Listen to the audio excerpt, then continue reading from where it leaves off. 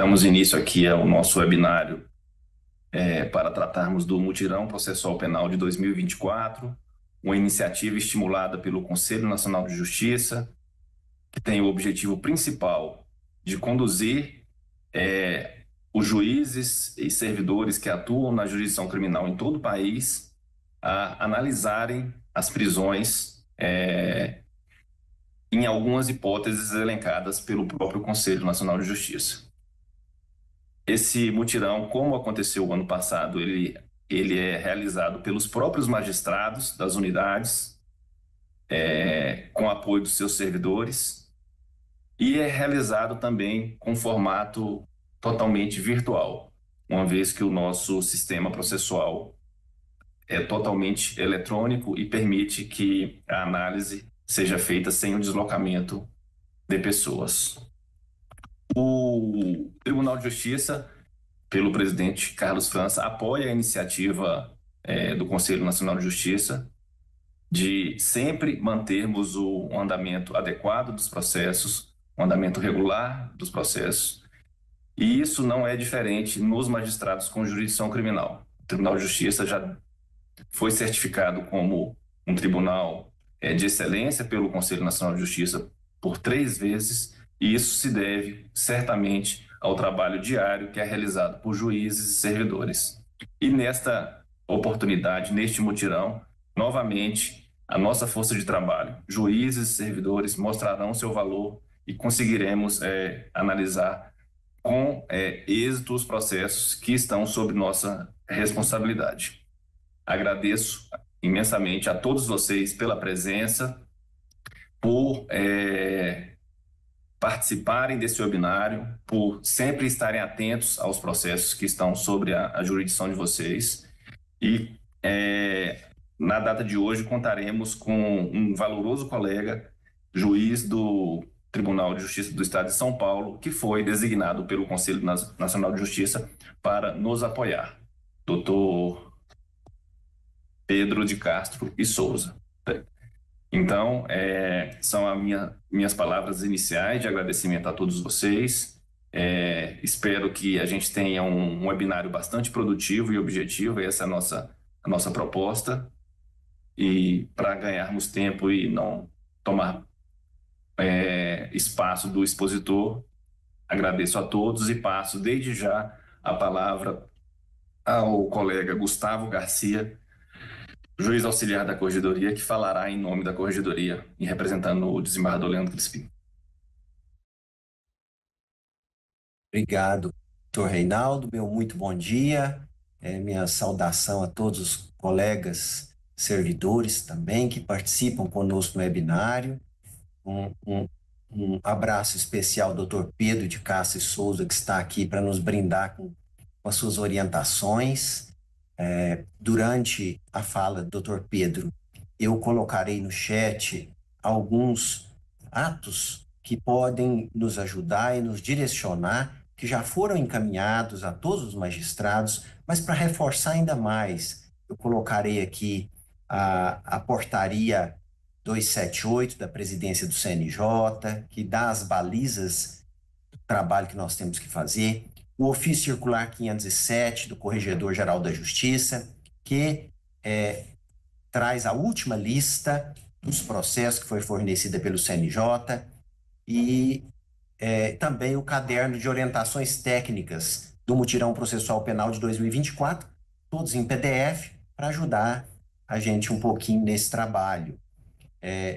Para que nós sejamos econômicos no tempo, eu gostaria de encerrar apenas trazendo aqui uma mensagem do Corregedor-Geral da Justiça, desembargador Leandro Crispim, me pediu que transmitisse a todos os colegas e a todos os servidores a necessidade do nosso empenho para nós cumprirmos essa missão que o CNJ nos deu de darmos o melhor resultado possível a esse mutirão processual penal de 2024. Nós tenhamos um excelente webinário e depois um excelente trabalho. Muito obrigado. Obrigado, doutor Gustavo. Agora, com a palavra, o doutor Fábio Borsato para apresentar o nosso expositor. Bom dia, doutor Reinaldo, bom dia, doutor Gustavo, às juízas, juízes, colegas presentes, servidoras e servidores, meus cumprimentos. Eu passo a apresentação do nosso palestrante, doutor Pedro de Castro e Souza. Doutor Pedro é bacharel em Direito pela Faculdade de Direito do Largo de São Francisco, exerceu advocacia durante 3 anos e ingressou na magistratura paulista no ano de 2016. Foi juiz nas comarcas aí de Pau Sul, Santa Cruz do Rio Pardo, e na comarca de Lins, e também atualmente exerce a titularidade na Segunda Vara Criminal de Violência Doméstica e Familiar contra a mulher da comarca de Assis. É também juiz designado para atuação junto à Unidade Regional do Departamento de Execuções Criminais da Terceira Região Administrativa do Estado de São Paulo, desde abril de 2022. Foi, no ano de 2023, designado pela presidência do Conselho Nacional de Justiça como representante do DMF, CNJ, para a Comissão de Acompanhamento dos Tribunais de Justiça, no âmbito do mutirão processual penal, no ano de 2023, junto ao Tribunal de Justiça do Estado de Roraima, e neste ano exerce a mesma função, nos auxiliando nos trabalhos do mutirão processual penal de 2024, aqui no nosso Tribunal de Justiça do Estado de Goiás.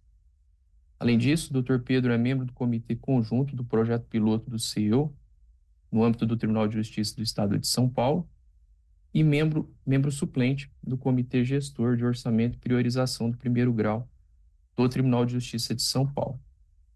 Dr. Pedro, agradecemos a presença do senhor, dando as boas-vindas. Seja muito bem-vindo ao nosso tribunal.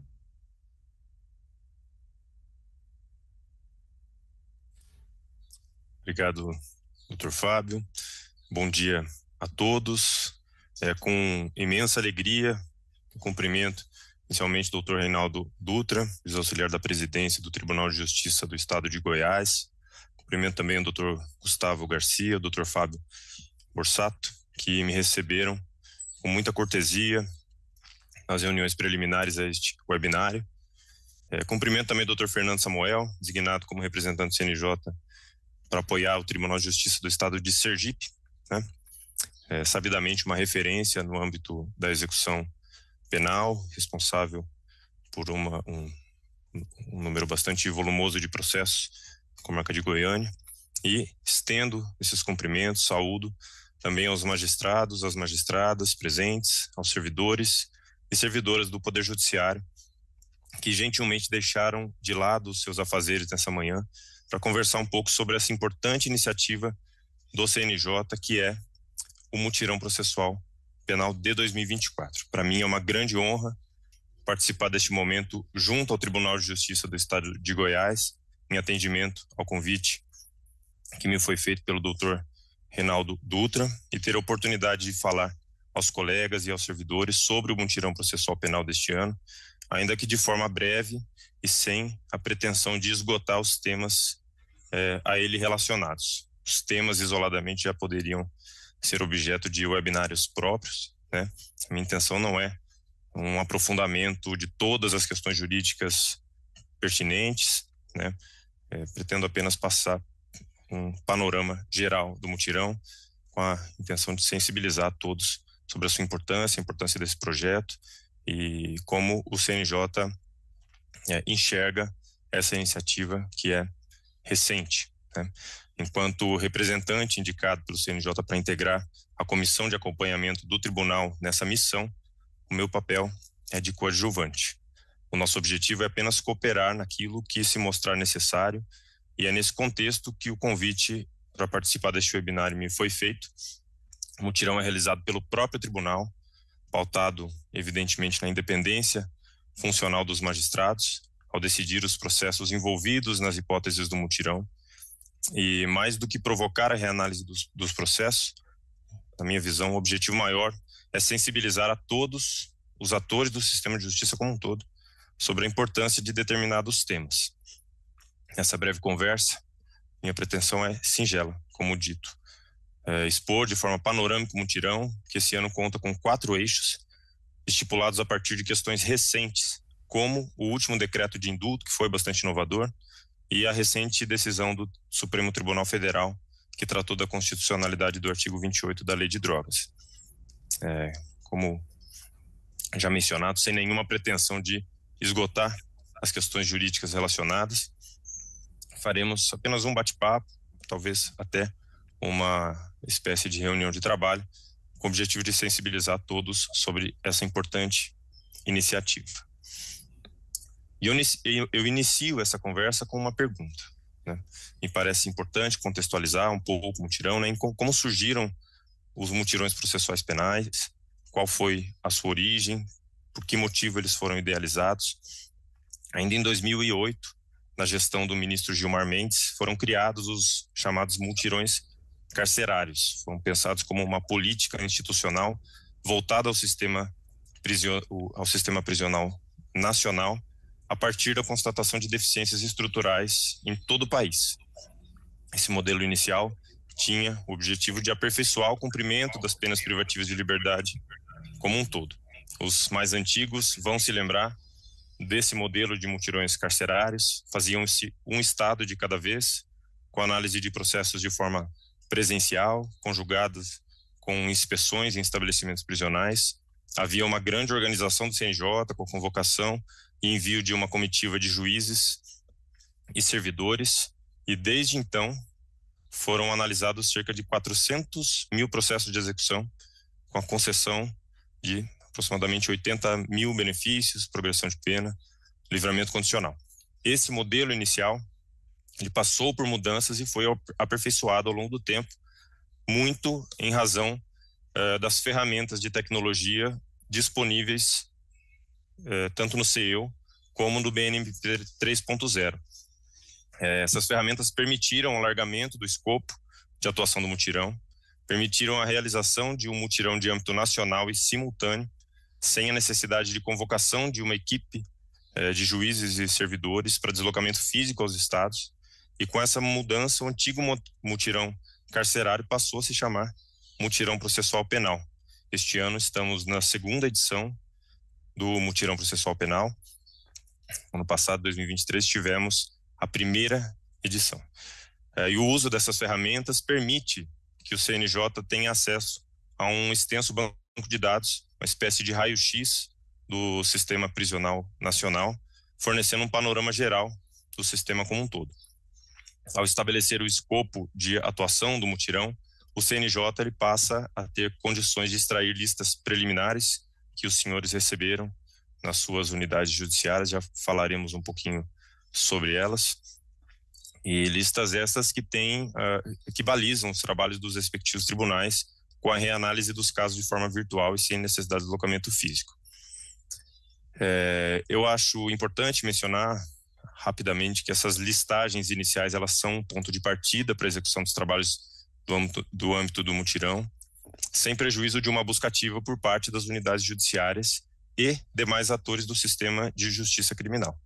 E aqui me refiro ao Ministério Público, Defensoria Pública, Advocacia e também ao Poder Executivo nas respectivas administrações das unidades prisionais. Eles podem nos ajudar na identificação de alguns casos, particularmente daqueles que envolvem requisitos individuais e não os requisitos objetivos. Estes o CEU não tem condições ainda de nos fornecer de forma adequada. Essa busca ativa deve ser feita, evidentemente, na medida das possibilidades materiais de cada comarca. Nós sabemos das dificuldades, elas são uma realidade em geral, né, em todos os tribunais, em todas as comarcas. Nós não temos a pretensão, neste momento, de provocar em um curto espaço de tempo a reanálise de todos os processos de execução penal e também de todos os processos de conhecimento em curso no país, para que se verifique quais deles se enquadram ou não em uma das hipóteses do mutirão.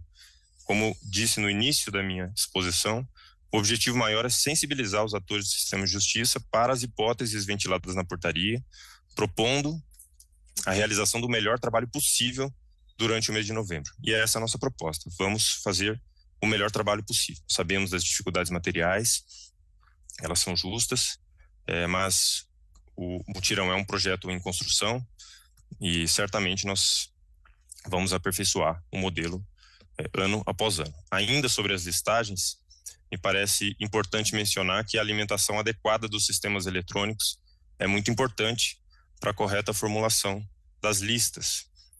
O próprio CNJ, no caderno de orientações, apresenta a atualização e o preenchimento de dados eventualmente faltantes do sistema BNMP 3.0 e também do seu, como um benefício agregado do mutirão.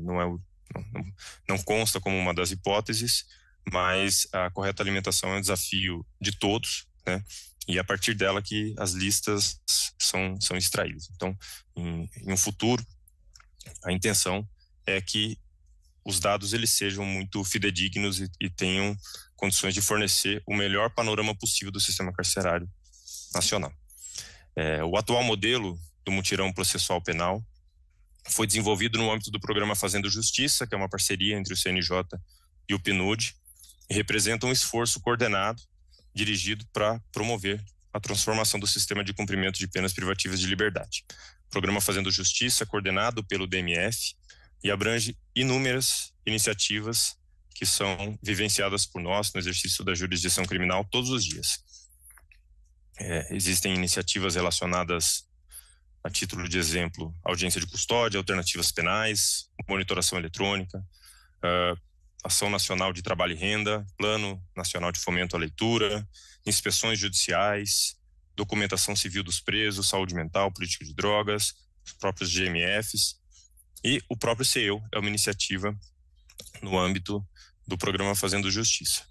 As ações desenvolvidas no âmbito deste programa, entre as quais está o mutirão processual penal, estão alinhadas com as determinações do Supremo Tribunal Federal no âmbito da ADPF número 347, que impõe a adoção de políticas voltadas à superação do estado de coisas inconstitucional nas prisões, uma realidade que abrange o território nacional como um todo.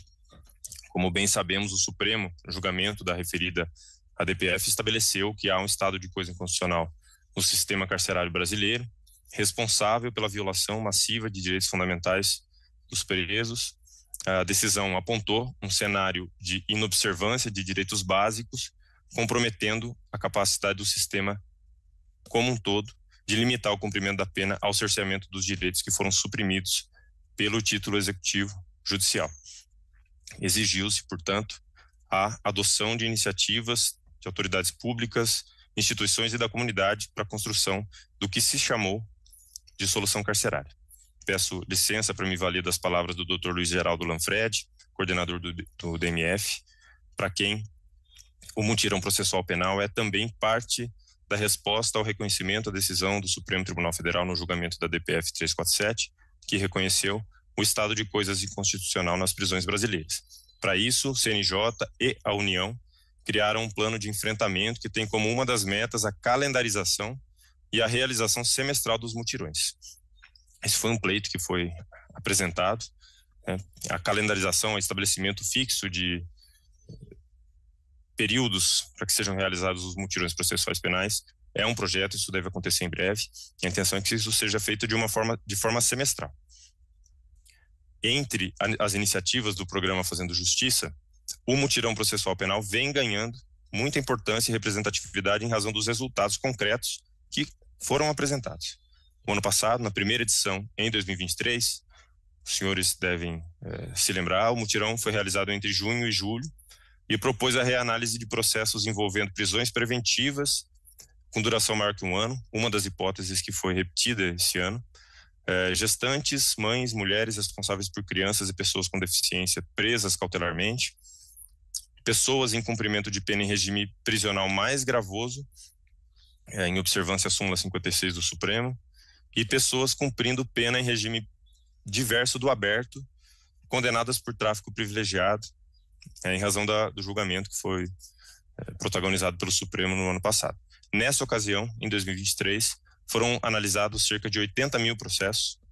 Vejam a diferença, os mutirões carcerários, ao longo de anos, analisou 400 mil processos, um mutirão realizado de forma virtual em âmbito nacional, em um ano analisou 80 mil processos, com a concessão de benefícios ou alteração da situação processual de 21 mil pessoas. No âmbito do mutirão, o CNJ tem adotado como modelo a seleção de determinados temas sensíveis, baseados em textos normativos e decisões vinculantes do Supremo, e que tem o potencial de contribuir com a melhoria do sistema carcerário como um todo. Ao propor a execução do mutirão em âmbito nacional, o CNJ conclama os tribunais e demais atores do sistema de justiça a participar desse projeto nacional, sendo os próprios tribunais e os seus magistrados os verdadeiros protagonistas.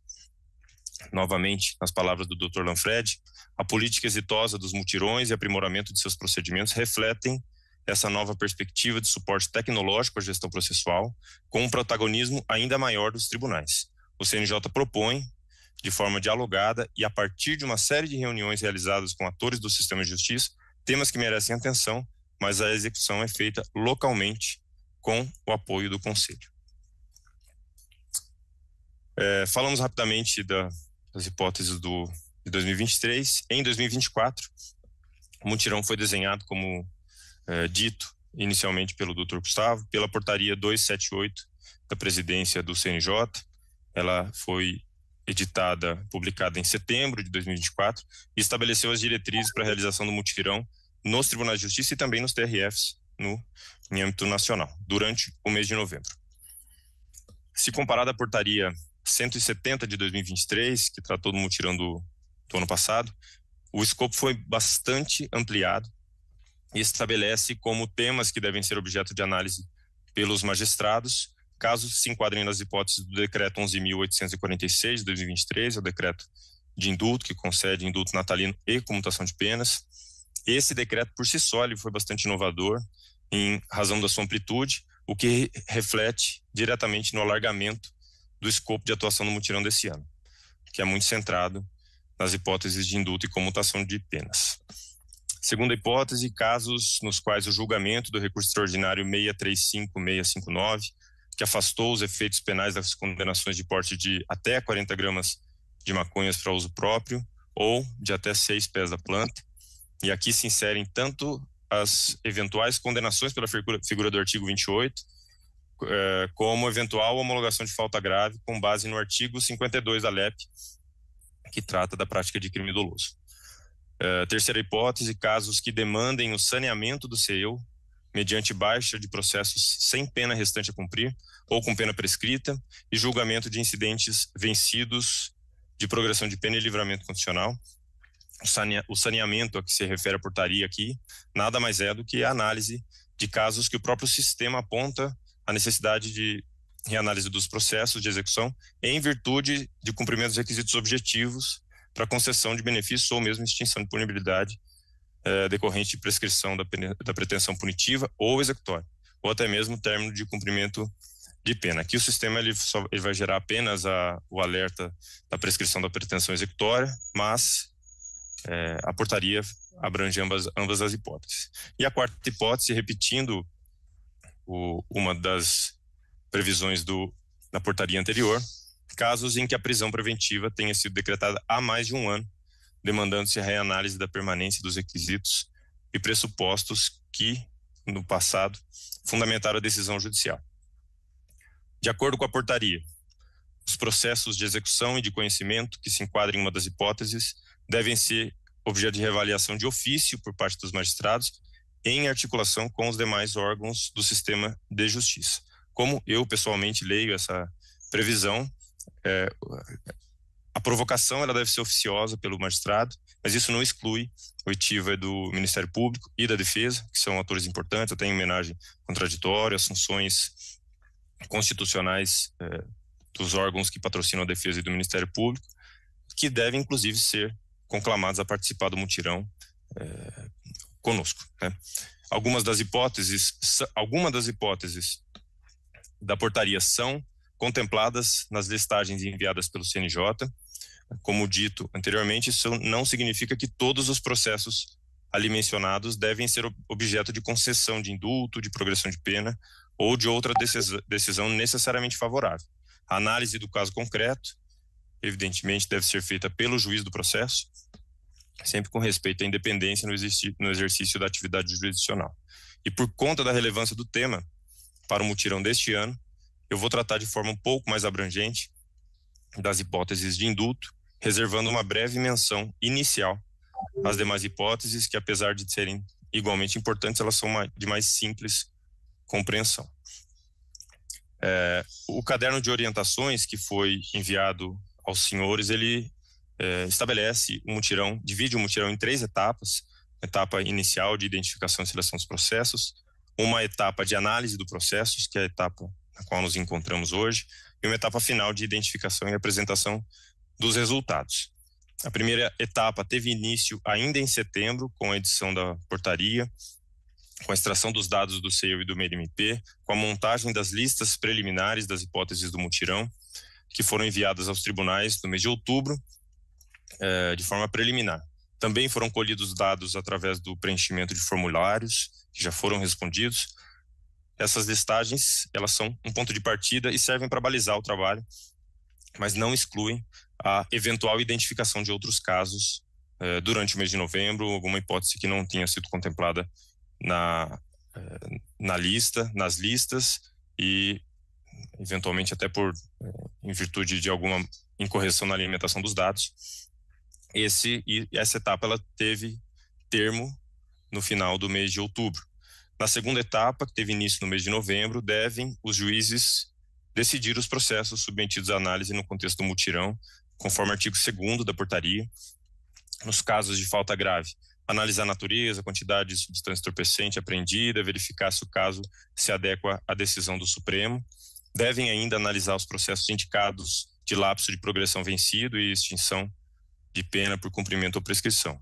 Especificamente quanto à hipótese prevista no inciso 19 da portaria, consta que os magistrados devem rever eventuais prisões decretadas em desacordo com os parâmetros do recurso extraordinário julgado pelo Supremo em até 3 meses. Então, a coleta de dados será posterior ao mês de novembro, né? Então, haverá uma coleta de informações específicas no encaminhamento dos dados destes processos.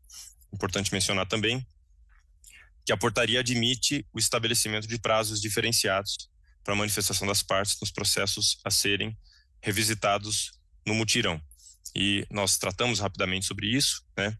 Mas o que me parece mais adequado que seja feito é que os atores do sistema de justiça, Ministério Público, defensores da realidade das comarcas sejam chamados para uma conversa rápida para tratar do mutirão, até para que sejam sensibilizados sobre a importância de uma manifestação rápida para que os senhores tenham tempo de decidir os processos até o final do mês de novembro. E na terceira etapa, após a realização do mutirão, a extração dos dados do CEU vai ser feita a partir da revisão dos alertas e por meio do preenchimento de formulários online para as hipóteses identificadas manualmente e para aquelas em que o CEU não tenha condições de apresentar, de puxar automaticamente, né?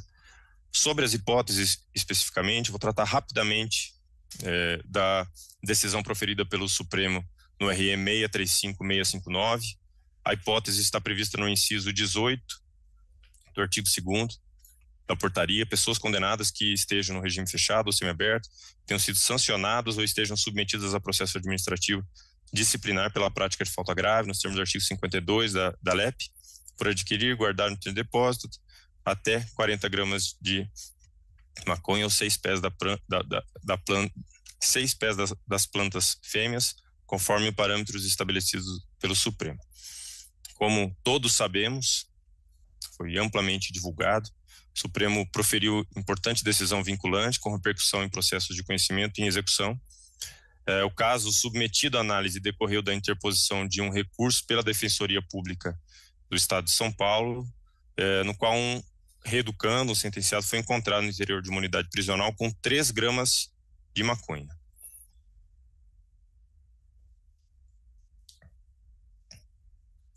Parece que os fundamentos da decisão, apesar da sua relevância, eles extrapolam os limites dessa nossa conversa.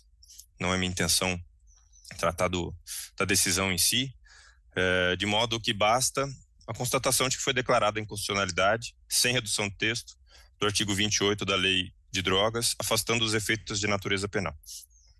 A tese fixada se limita ao porte de maconha, não alcança outros entorpecentes, ao menos até o presente momento, e, ao menos em tese, não deve ser aplicada por analogia a outros entorpecentes. Na ocasião, foram fixadas algumas teses, também foram muito divulgadas. As mais relevantes, daquelas 8 que foram apresentadas no acórdão, me parecem ser a de número 1, 4, 5 e 8. 1 estabelece que não comete infração penal aquele que pratique a conduta prevista no artigo 28, descaracteriza a relevância penal da conduta, especificamente da maconha. Inciso 4, estabelece a presunção de usuário daquele que praticar um dos núcleos do artigo 28, em se tratando de até 40 gramas de maconha, ou 6 plantas fêmeas, mas o item 5 estabelece que a presunção anterior é relativa, deve ser analisada evidentemente com base nos outros elementos do caso, e a apreensão de quantidades superiores ao limite não impede o juiz de concluir que a conduta é atípica, apontando nos autos prova suficiente da condição de usuário. Ou seja, 40 gramas é uma referência, estabelece uma presunção, mas é passível de afastamento a depender das circunstâncias do caso. No âmbito do mutirão, importam as consequências da decisão em questão. Como não houve modulação de efeitos, essa decisão deve retroagir para alcançar réus e apenados que enfrentem de alguma forma os efeitos de um provimento jurisdicional em desacordo com as teses acima mencionadas. Isso inclui a extinção de punibilidade de usuários condenados, com arquivamento de eventuais processos em curso, além da revisão de faltas graves eventualmente impostas a apenados com fundamento no artigo 52 da Lei de Execução Penal, que dispõe que será considerado falta grave a prática de fato considerado como crime doloso, ainda que as sanções já tenham sido cumpridas. Aqui nós sabemos algumas diferenças interpretativas em relação à conduta, mesmo aqui na minha realidade, há colegas entendendo que se trata de falta média, há colegas classificando como falta grave com base no artigo 39, inciso 5, inciso 5º, salvo engano. Como disse, essa é uma questão que fica a cargo de cada magistrado decidir no âmbito do processo. O que se provoca é a reanálise das hipóteses em que tenha sido enquadrado no 52 da LEP, uma vez que o caráter criminoso da conduta foi afastado pelo Supremo. Consta no caderno de orientações que foi enviado aos senhores algumas observações importantes sobre essa hipótese. A hipótese de atuação no mutirão referente à revisão de faltas graves, com embasamento na decisão do Supremo, também demandará a busca ativa dos processos de execução das pessoas com incidentes de falta grave sinalizados, a fim de avaliar os requisitos fixados naquela decisão para afastamento da natureza penal da infração. Existe uma lista, existem processos indicados em listagens próprias, mas o preenchimento ou não dos requisitos individuais, eles devem ser objeto de análise em cada processo, até para que se possa verificar essas circunstâncias, considerando particularmente que o indicativo de 40 gramas gera uma presunção de, mas não afasta uma eventual conduta criminosa. A comissão de acompanhamento recebeu a listagem de processos que contém incidentes de falta grave dos últimos 12 meses, mas, como dito já na exposição, é necessário a avaliação pretérita de alguns processos, ainda que as sanções já tenham sido cumpridas, porque isso pode apresentar alguma repercussão no cumprimento de pena. Próximo tópico, de forma muito breve também, reanálise das prisões preventivas decretadas há mais de um ano. A exigência de reanálise das prisões preventivas, nesse contexto, já constava na proposta anterior e foi novamente inserida como forma de reforçar a necessidade de se revisitar a decisão que inicialmente decretou a prisão cautelar no processo, verificando-se eventual manutenção ou não dos pressupostos e fundamentos. Todos sabemos que a prisão preventiva não possui prazo certo, deve persistir enquanto subsistirem os requisitos para sua decretação. Os tribunais superiores já afastaram de forma reiterada critérios matemáticos, 81 dias para sua duração, estabelecendo que ela deve se pautar pela proporcionalidade a partir do caso concreto.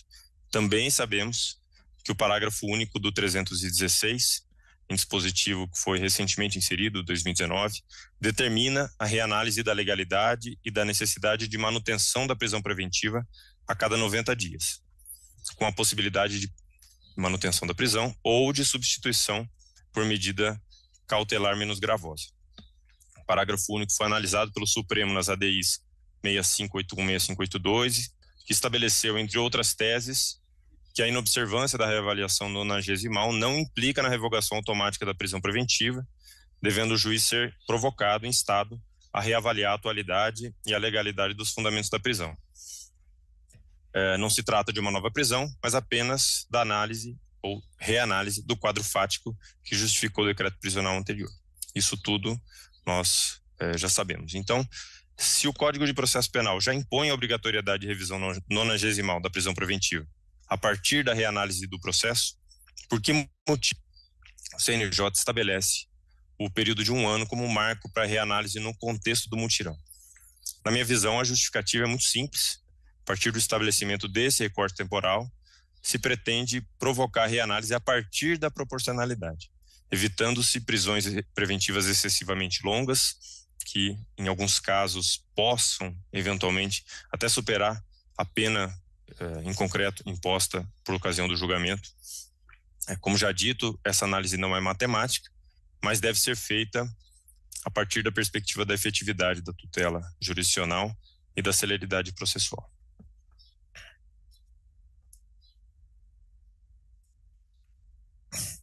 Sobre o saneamento do CEU, consta no inciso 3º do artigo 1º e no inciso 20 da portaria 278, e foi incluído no escopo do mutirão em 2 hipóteses: baixa de processos sem pena restante a cumprir ou com pena prescrita, que é uma forma de limpar os processos, limpar o próprio sistema e até os números da unidade judiciária, e o julgamento de incidentes vencidos de progressão de regime aberto, semiaberto e, eventualmente, de livramento condicional.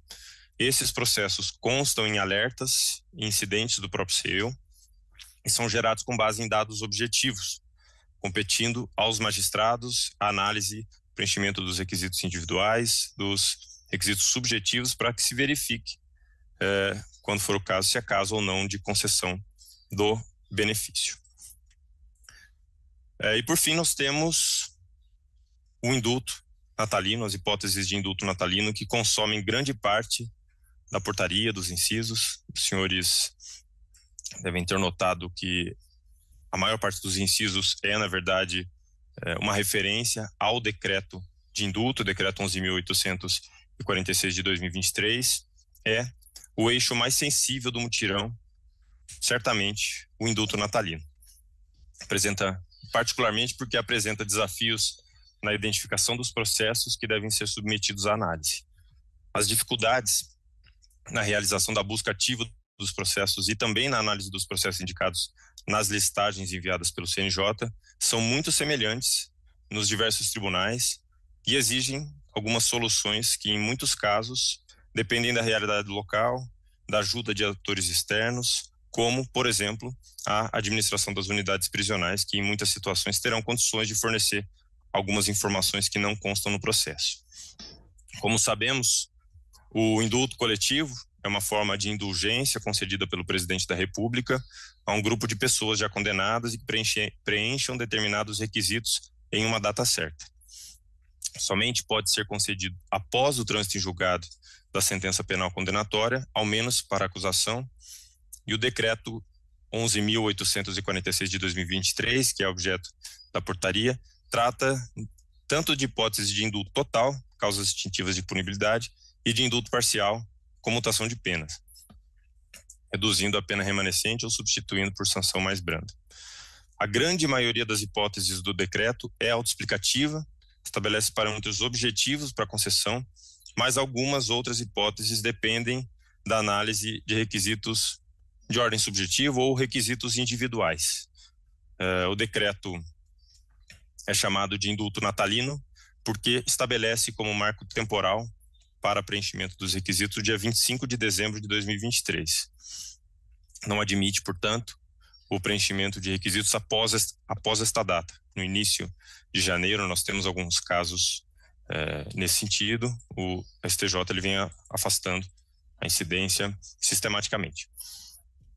Me parece importante mencionar que o decreto de 2023 apresenta logo em seu artigo 1º o que ele chama de crimes impeditivos, estabelecendo ainda que o indulto coletivo não alcançará integrantes de facções criminosas que desempenham ou tenham desempenhado função de liderança ou participado de forma relevante em organização criminosa, pessoas que estejam submetidas ao RDD ou que estejam cumprindo pena em estabelecimento de segurança máxima do Sistema Penitenciário Federal ou dos Estados e do Distrito Federal, assim classificados na forma do artigo 11b da Lei 11.671 de 2008.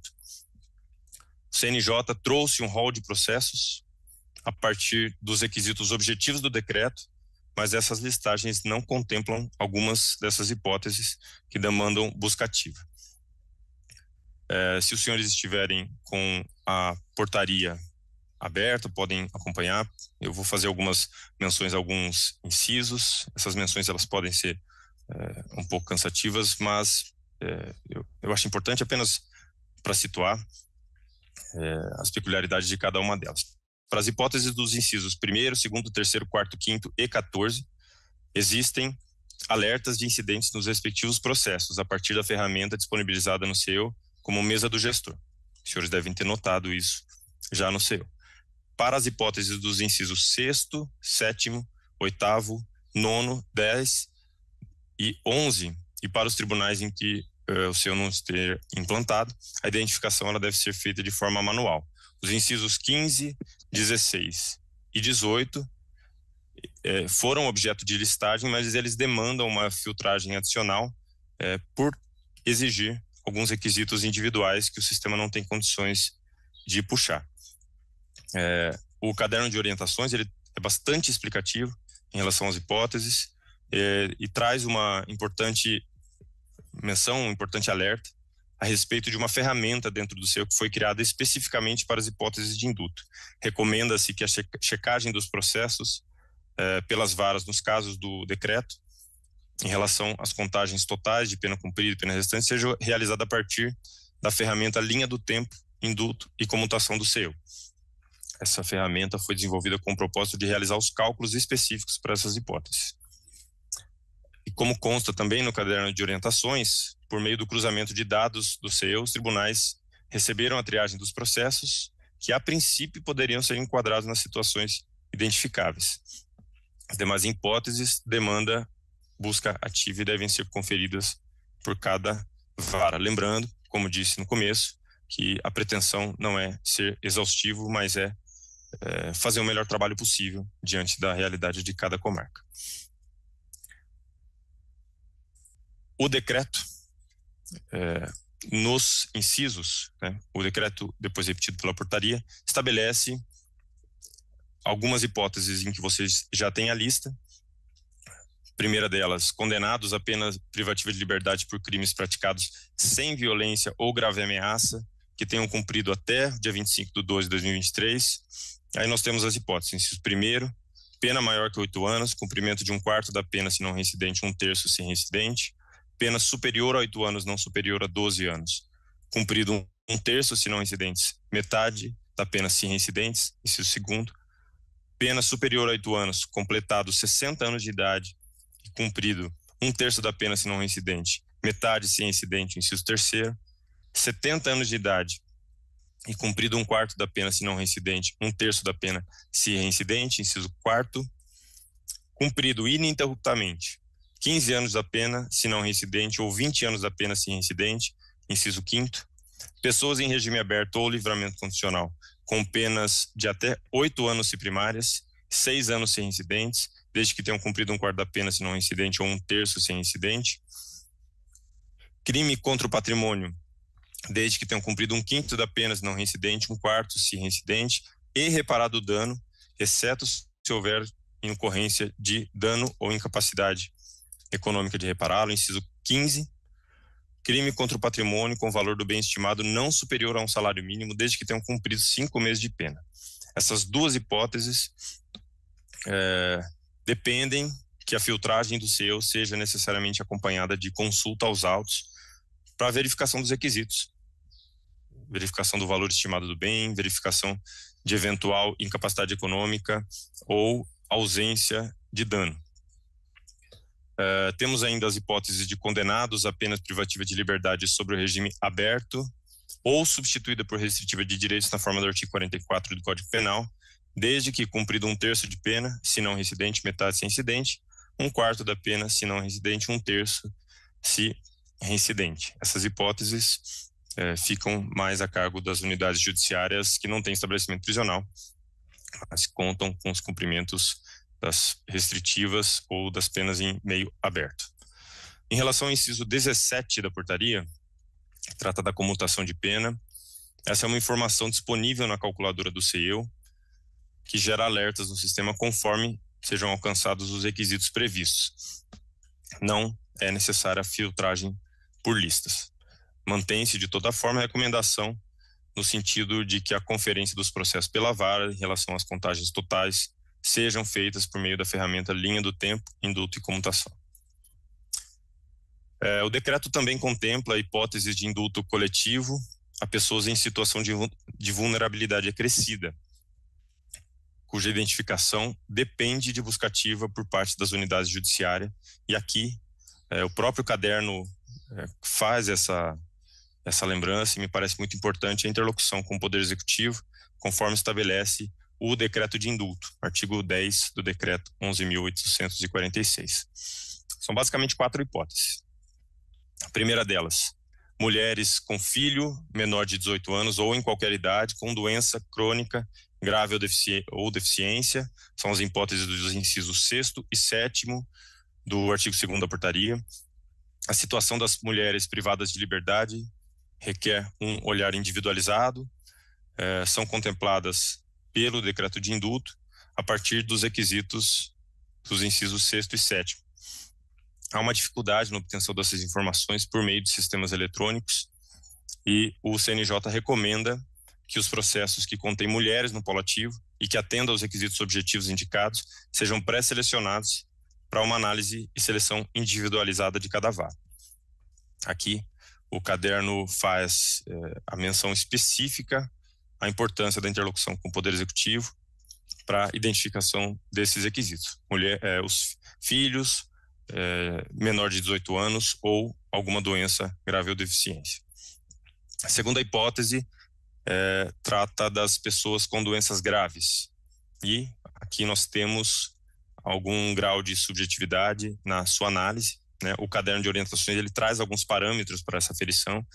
As expressões doença crônica grave, doença grave permanente ou crônica que apresentem grave limitação ambulatorial ou severa restrição para a participação regular das atividades oferecidas na unidade prisional e doença grave permanente ou crônica que exijam cuidados contínuos que não possam ser adequadamente prestados no estabelecimento prisional ou por meio do sistema público de saúde, previstas nos incisos 6º, 7º e 11, a linha A do artigo 2º, estariam presentes em casos como câncer grau 4, problema renal crônico, diabetes tipo 1 e também nas hipóteses previstas no rol do artigo 151 da Lei 8213 de 1991. Este é o único diploma legal que trata de doenças graves e crônicas e é usado como referência por uma série de órgãos públicos, pelo Ministério da Saúde, pelo INSS, pela Receita e também pelos tribunais superiores no julgamento de diferentes casos. Em razão da dificuldade de identificação dessas situações nos sistemas eletrônicos, novamente recomenda-se uma interlocução junto ao Poder Executivo, às unidades para verificação de casos que possam se enquadrar em uma das hipóteses do inciso 11. Terceira hipótese que demanda uma busca ativa mais individualizada, pessoas condenadas à pena de multa que não supere o valor mínimo para ajuizamento das execuções fiscais de débitos com a Fazenda Nacional, o valor de R$20 mil, ou que não tenham capacidade econômica para quitá-las. Para fins de reconhecimento da ausência de capacidade econômica, prevista nos incisos 10 e 15 do artigo 2º, o CNJ recomenda que se utilize algumas balizas, por exemplo, pessoa assistida pela Defensoria Pública, advogado dativo ou representação por uma entidade pro bono, pessoas beneficiárias de política de assistência social inserida no CAD único, como usuário de serviço de assistência social, qualificação como pessoa desempregada ou sem identificação de vínculo empregatício formal, valor do dia multa fixado pelo juízo condenatório no patamar mínimo, pessoas em situação de rua ao tempo da prisão, processos com suspensão com base no artigo 40 da Lei de Execução Fiscal, em razão da não localização de bens, e pessoas egressas do sistema prisional. Todas essas hipóteses, de acordo com a orientação do CNJ, pode estabelecer uma espécie de presunção de hipossuficiência econômica, passível, evidentemente, de afastamento pelo órgão de acusação, mas permitiria, em tese, o enquadramento na hipótese do inciso 10 do artigo 2º. O CEU possui um tipo de processo, execução de pena de multa, e, se adequadamente preenchido pela vara, pode ser empregado como fonte de consulta para a identificação das situações que se enquadram nessa hipótese. Caso a unidade judiciária não empregue esse módulo no sistema, a busca deve ser feita manualmente. E a última hipótese, pessoas em regime semiaberto, regime aberto ou livramento condicional, com 5 saídas temporárias ou estudo e trabalho externo por no mínimo 12 meses nos últimos 3 anos. A hipótese dos incisos 8º e 9º. Também há uma dificuldade de identificação nessas situações nos sistemas eletrônicos, recomendando-se mais uma vez a interlocução com o Poder Executivo local, com as unidades prisionais.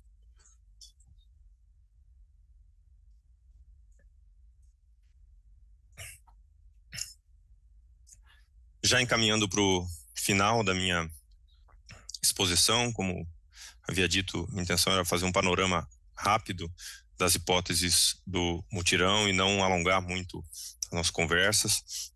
Eu gostaria de pontuar os objetivos do mutirão. Efetivar o direito à forma progressiva da execução de pena privativa de liberdade, artigo 112 da LEP, concretizar as determinações do decreto de indulto, que, como sabemos, tem natureza declaratória. Nosso papel aqui é apenas identificar o preenchimento dos requisitos. A indulgência foi concedida pelo presidente da República, né? Nos compete apenas declarar uma situação pré-estabelecida. Atender em relação à revisão de faltas graves aplicadas no artigo 52, nos termos do artigo 52 da LEP, a decisão proferida pelo Supremo, regularizar a situação processual das pessoas sem pena restante a cumprir ou com pena prescrita que ainda estejam com processo ativo, bem como processos com incidentes vencidos e progressão de regime ou livramento condicional. E, por fim, garantir direito fundamental à duração razoável do processo e o caráter excepcional da prisão antes do trânsito em julgado da decisão condenatória. Em posterior, como mencionado anteriormente, processos de conhecimento envolvendo o julgamento do Supremo serão objeto de preenchimento de formulário após 3 meses. Essas eram as questões que eu gostaria de apresentar aos senhores. Novamente, agradeço a oportunidade de conversar com os senhores, um público muito qualificado, tenho consciência disso. Para mim, reitero que para mim é uma grande honra integrar a comissão de acompanhamento do Tribunal de Justiça do Estado de Goiás.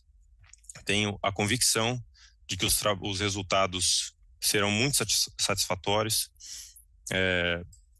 Acho esse momento, essa conversa muito importante, uma iniciativa exemplar por parte do tribunal, que merece ser reconhecido por isso, pela tentativa de sensibilizar os colegas, de promover um engajamento nesse importante projeto que é o mutirão.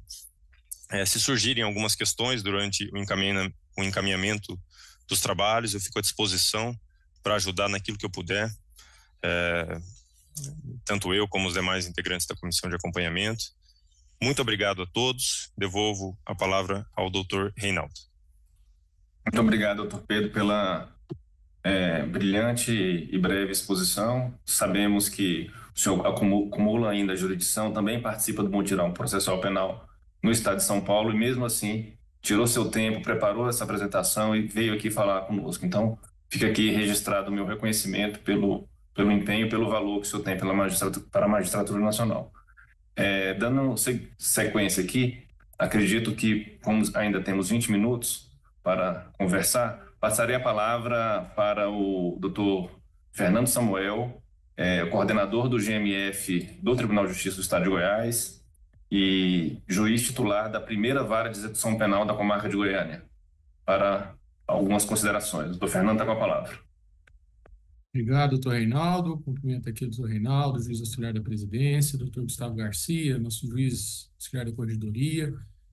Cumprimento o doutor Pedro, agradecendo muito, doutor Pedro, um prazer estar aqui conosco aqui, doando seu tempo, dedicando aqui todas essas reflexões, compartilhando conosco a respeito do conteúdo aqui, daquilo que nós temos que tratar no mutirão. Isso é muito importante que isso seja realmente divulgado, não só para o juiz, mas também por toda a equipe de assessores e pessoal da escrivania que está aqui presente. Muito obrigado, doutor. Parabéns pela explanação tão concisa aqui de algo tão complexo, né, vamos dizer assim, né, tantos detalhes, né, que a gente sabe muito bem que essas hipóteses de indulto, elas são extensas, né, esse decreto de 2023, ele é atípico em relação, comparado aos outros anteriores. Então, cumpre a nós realmente esse trabalho. Cumprimento os demais aqui, os colegas, os juízes que estão participando, os servidores, a equipe aqui do GMF que participa conosco. Bem, eu queria aqui destacar, inicialmente, aqui só uma questão, principalmente pensando nos colegas do interior. Vou dividir aqui rapidamente em duas partes.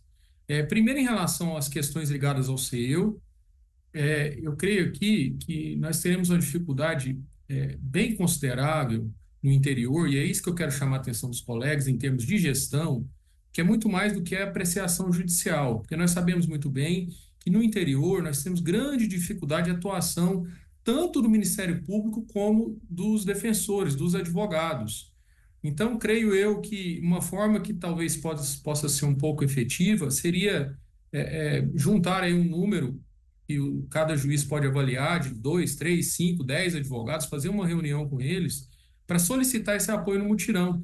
Um tipo de certidão, talvez só na escrivania, para deflagrar, vamos dizer assim, um fluxo, para permitir que o contraditório se estabeleça antes da decisão judicial, seja concedendo ou não a apreciação, né, dos casos de mutirão. Então, para indeferir ou deferir o indulto, obviamente, como o doutor Pedro bem colocou, nós temos que ter a participação das partes antes, porque senão a decisão fica nula, né, tanto de deferimento como de indeferimento. Então, me parece que é um caminho que talvez, se não adotaram ainda, que ainda pode dar tempo, talvez conceder 5 dias para cada parte, já indicando o defensor, caso não tenha no processo, e fazer a análise, já vir concluso já para essa análise dentro do contexto do mutirão. Me parece que, em caso seu, nós temos essa dificuldade aqui, doutor Pedro, porque não temos defensoria pública atuando no interior, na maior parte das comarcas do interior.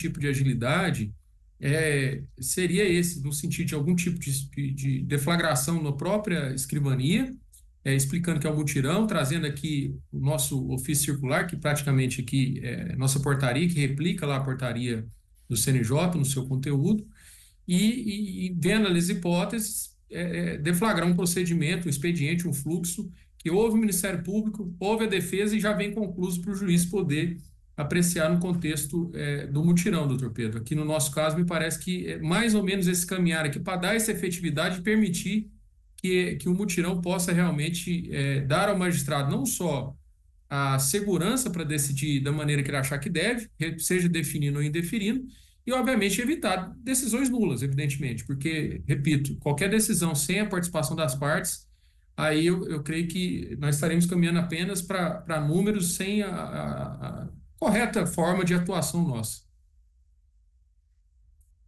O senhor quer manifestar, doutor Pedro? Se eu tinha aberto o áudio, Não, doutor Fernando, acho que foi um lapso aqui. Não, mas acho que é uma dificuldade mesmo, né? A manifestação das partes em todo lugar, Acho que por isso que eu mencionei ainda que brevemente, Isso. da importância de um diálogo, da tentativa de uma construção local, com base na realidade de cada um, né? Uhum. Me parece que isso é essencial para o êxito do mutirão. Em relação ao seu... Doutor Reinaldo, você ia falar acrescentar Então, alguma achei que coisa? você tinha concluído, achei que você tinha concluído. Tá. E uma segunda parte, senhores, que seriam os casos das prisões provisórias. Me parece que aí, no caso, é um pouco diferente a situação. Por quê? Porque normalmente já tem um advogado, obviamente, que a pessoa está presa no processo criminal, em andamento. Então, me parece que aí é um caso de muito mais de gestão nossa mesmo, já direto, para encaminhar para as partes manifestarem a respeito do mutirão desses casos de presos provisórios há mais de um ano.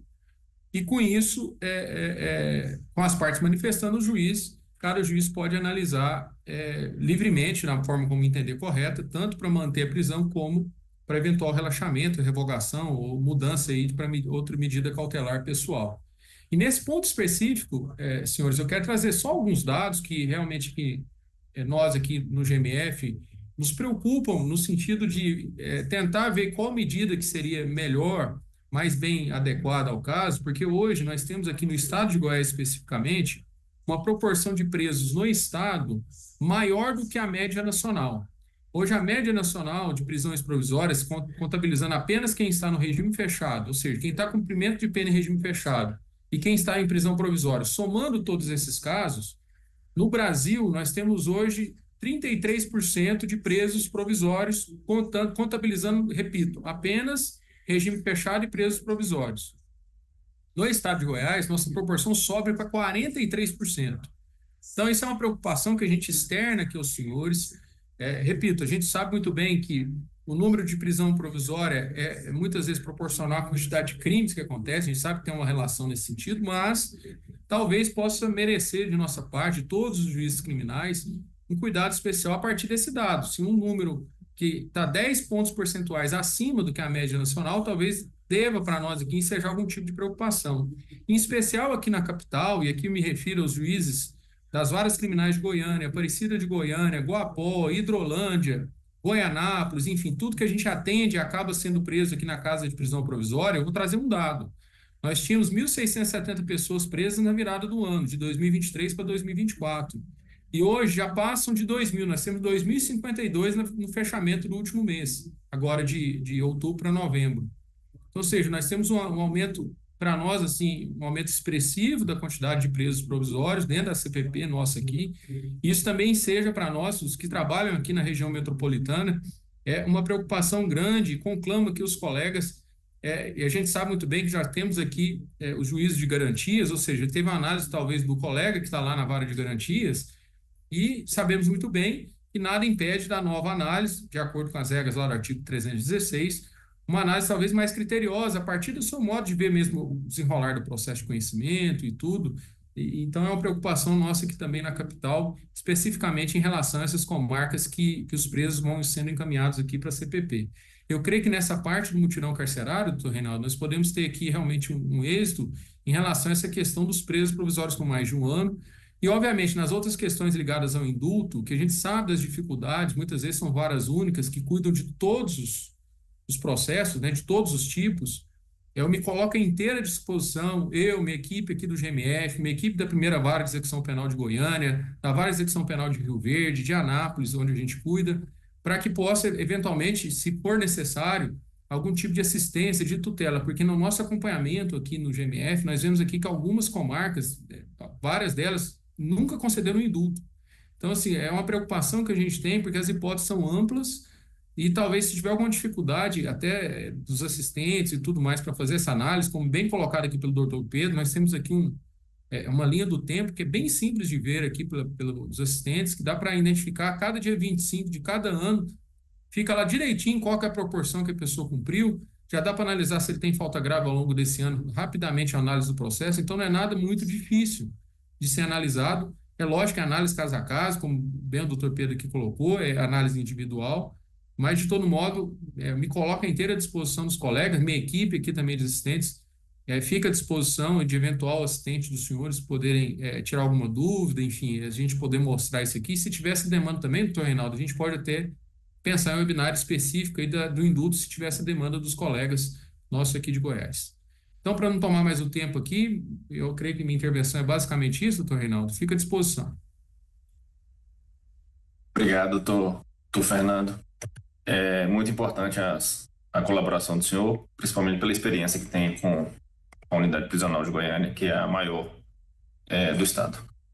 Eu vou devolver a palavra para o doutor Gustavo, da Corregedoria. Ele tem um aviso para a todos nós, e depois da fala dele a gente encaminha para o encerramento.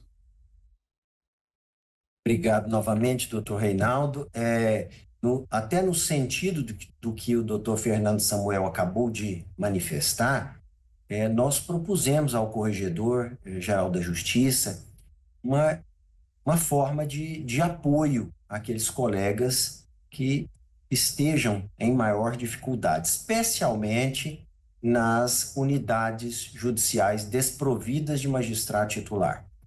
E especificamente nestas, o corregedor autorizou a atuação do grupo de atividade específica da Corregedoria, o nosso popular grupo de apoio, que é comandado pelo Dr. Liciomar Fernandes, que está aqui participando com a gente também do webinário, e ele, com a equipe dele, vão atuar em auxílio aos magistrados, especificamente na pauta do mutirão processual penal, onde não houver juiz titular nas unidades judiciárias. Então, os colegas que estiverem respondendo por varas ou comarcas desprovidas de titular podem procurar o apoio do Dr. Liciomar na atividade específica da Corregedoria e agendar com ele para que a unidade seja incluída no cronograma de atuação do grupo de atividade específica, de modo que a gente possa contemplar o apoio a esses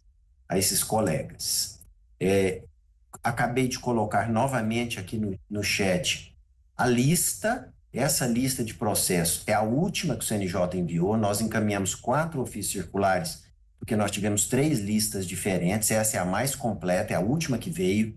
E cada lista dessa foi integrada ao mesmo link enviado no primeiro ofício. Então, o link foi atualizado, é uma tabela, e quando a gente coloca aqui no chat, ele desconfigura um pouquinho. Então, ele não ficou completamente clicável. Por isso, a minha sugestão é copiem e joguem no navegador. Porque se clicarem aqui, não vai abrir, já que ela ficou partida. E tem um documento em PDF que tem o link, e este sim está clicável, acabei de colocar aí novamente. Se clicarem lá, vão obter o acesso à planilha do CNJ, inclusive com a última aba que foi enviada recentemente. Lá também tem os processos do indulto. Como o doutor Pedro disse, são balizas, né, para a gente começar a trabalhar, e não o motivo e a pauta do mutirão não se esgota nessa lista de processos. Muito obrigado, doutor Reinaldo, mais uma vez. Muito obrigado, doutor Gustavo. Então, pessoal, 11h13, né, cumprindo o combinado de encerrarmos até as 11h20.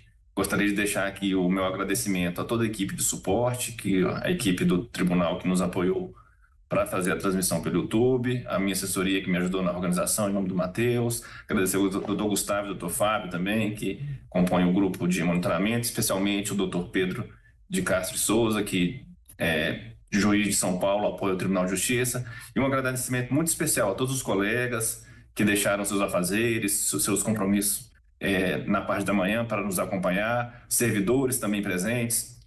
Contamos com o apoio de vocês para a gente ter um mutirão exitoso, como são as iniciativas que são realizadas aqui no Tribunal de Justiça do Estado de Goiás, graças ao trabalho de vocês. Muito obrigado, bom dia e até mais.